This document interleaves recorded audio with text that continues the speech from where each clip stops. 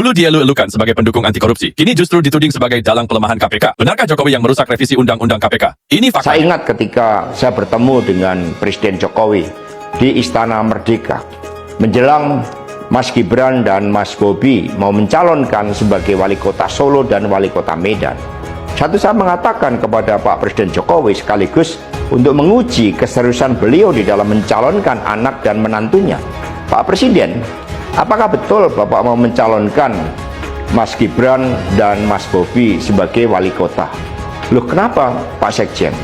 Karena ketika Mas Gibran dan Mas Bobi sebagai wali kota, maka otomatis dia menjadi pejabat negara.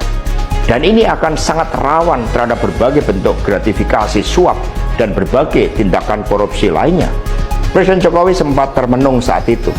Dan kemudian dari situlah saya merasakan bahwa pertanyaan saya ini sangat mengusik perhatian dari beliau. Karena saya tegaskan bahwa ketika Mas Gibran dan Mas Bobi menjadi wali kota, maka dengan mudah akan terkena operasi tangkap tangan dari KPK dan juga aparat penegak hukum yang lain.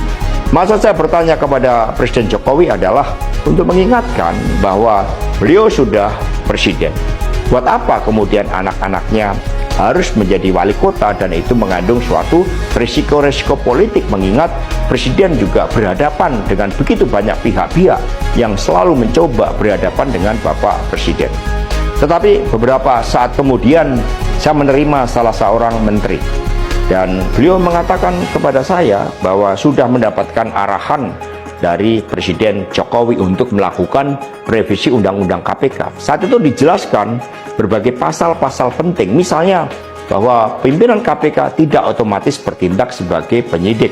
Kemudian ada beberapa pasal-pasal yang tidak memungkinkan bagi penyidik independen untuk bergabung ke KPK.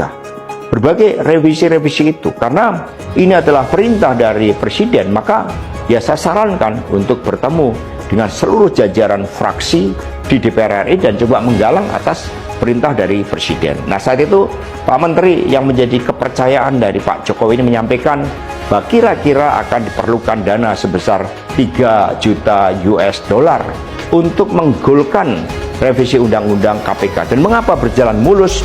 Karena Presiden Jokowi punya kepentingan untuk melindungi Mas Gibran dan Mas Bobi.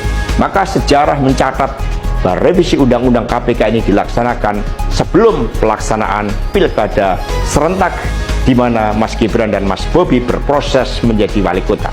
Maka ketika terpilih menjadi wali kota, amanlah dari berbagai persoalan hukum karena KPK sudah dilemahkan. Jadi dari keterangan saya, yang saya pertanggungjawabkan secara hukum, secara politik, yang saya pertanggungjawabkan di atas Tuhan yang Maha Kuasa tentang kebenaran pernyataan saya ini, meskipun tanpa bukti, rakyat Indonesia bisa mengetahui bahwa pelemahan KPK dilakukan oleh Presiden Jokowi, kemudian dampaknya dituduhkan kepada PDI Perjuangan. Ini jawaban buat Mas Novel Baswedan. Terima kasih.